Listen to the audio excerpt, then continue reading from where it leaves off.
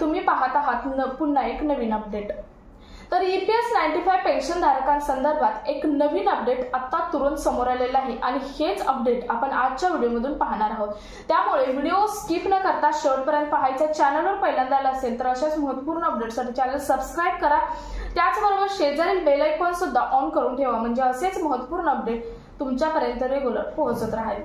तर आज एक पोस्टर जारी करण्यात आलेला आहे, जे पोस्टर दिल्लीमध्ये 3 आणि 4 डिसेंबरला जंतर मंतरला EPS 95 पेन्शन धारकांचं जे आंदोलन होणार आहे त्या आंदोलनासंदर्भात हे पोस्टर आहे। तर या पोस्टरवरती नेमकं काय लिहिलेलं आहे, मागण्या सुद्धा लिहिलेल्या आहेत किंवा आणखी बरंच काही लिहिलेलं आहे, तेच आपण आजच्या व्हिडिओमधून डिटेलमध्ये पाहणार आहोत। तर हे पोस्टर नेमकं काय आहे ते पाहूया। तर बघा काय सांगितलेलं आहे, EPS 95 जे पेन्शन आहे, EPS 95 नॅशनल एजिटेशन कमिटी चलो दिल्ली चलो दिल्ली चलो दिल्ली देश की 81 लाख EPS 95 पेंशनर यानी कि औद्योगिक सहकारी निजी क्षेत्र केंद्र राज्य सरकारों के उपक्रमों मीडिया क्षेत्र से सेवानिवृत्त कर्मचारी सब सड़कों पर उतरने को मौजूद क्यों, म्हणजे याचं हेडिंग हे आहे बघा, स्थान जंतर मंतर नवी दिल्ली, म्हणजे स्थान जंतर मंतर नवी दिल्ली, म्हणजे नवी दिल्लीला जंतर मंतरला हे आंदोलन होणार आहे। यामध्ये कोणते मुद्दे असणार आहेत, तर EPS 95 पेंशनर को मिनिमम पेंशन रुपए 1000 इतनी कम पेंशन राशि में जीवन यापन कैसे संभव है, म्हणजे प्रश्न केलेला आहे सरकारला या पोस्टरच्या माध्यमातून की EPS 95 पेन्शन धारक आहेत, या पेन्शन धारकांचं मिनिमम पेन्शन सध्या 1000 रुपये आहे। या पेन्शन मध्ये या मिनिमम राशीमध्ये जीवन पुढे कसं चालवायचं हे सुद्धा विचारलेलं आहे। त्यानंतर सुप्रीम कोर्ट ने निर्णय के बाद भी वास्तविक वेतन पर उच्च पेंशन हक से EPS पेंशनर वंचित आहेत, म्हणजे सुप्रीम कोर्टाने निर्णय देऊन सुद्धा वास्तविक EPS 95 पेंशनर्स हे जे उच्च पेन्शन आहे त्याच्यापासून वंचित आहेत।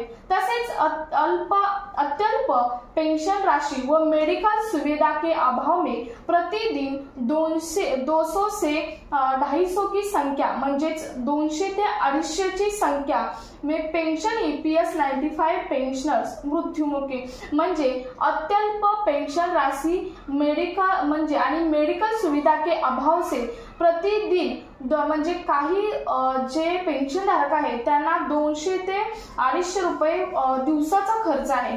त्यानंतर पेंशनर होने के कारण शासकीय अन्य योजनाओं को लाभ भी नहीं है, म्हणजे पेन्शन मिळते म्हणून या पेन्शन धारकांना शासनाच्या अदर योजनांचा लाभ सुद्धा मिळत नाही। त्यानंतर EPS 95 राष्ट्रीय संघर्ष समिती म्हणजेच NSC मुख्यालय बुल्ढाना महाराष्ट्र में दिनांक 24/12/2018 से क्रमित अनशन व तहसीलदार जिला स्तर से लेकर राष्ट्रीय स्तर म्हणजे दिल्ली तक सैकड़ों आंदोलन करने के बाद भी EPS 95 पेंशन धारकों को अब तक न्याय नहीं मिला है, म्हणजे EPS 95 राष्ट्रीय संघर्ष समिती NSC ची राष्ट्रीय समिती आहे, NSC ची मुख्यालय ज्याचं बुलढाण्याला आहे महाराष्ट्रामध्ये, तेच त्यांच्यामध्ये दिनांक 24/12/2018 पासून अनुशक तहसीलदार असतील किंवा जिल्हा स्तर लेकर राष्ट्रीय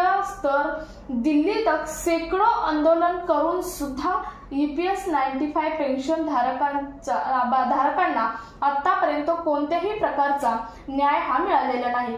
इसलिए अब न्यायोचित मांगों को मंजूर करवाने से हेतु से चलो दिल्ली का नारा कर रहा हूं, म्हणजे याच सर्व मुद्द्यांना घेऊन आम्ही चलो दिल्लीचा नारा हा दिनांक 3 व 4 डिसेंबर 2025 दिन आहे, म्हणजे दिवस आहे बुधवार व गुरुवार, या जंतर मंतरला मोठं आंदोलन करणार आहोत। अब समय आ गया है कि सरकार EPS पेंशनर्स की मांगों को अविलंब मंजूरी दे, अन्यथा इसी आंदोलन को तीव्र करने का NSC का दृढ़ निश्चय है।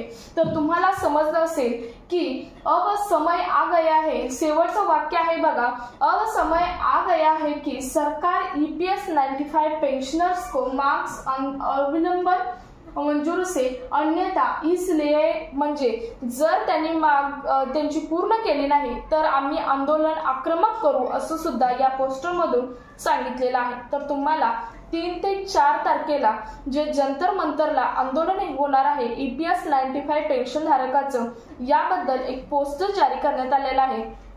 या पोस्टरवरती नेमकं काय लिहिलेलं आहे ते सुद्धा तुम्हाला आजच्या व्हिडिओमधून डिटेलमध्ये समजलं असेल। सो हा व्हिडिओ जास्तीत जास्त पेन्शन धारक आहेत त्यांना शेअर करा। तुमचं यावरती काय मत आहे तुम्ही कमेंटमध्ये जरूर सांगू शकता। भेटूयात पुढच्या एका नवीन अपडेट सोबत, तोपर्यंत धन्यवाद।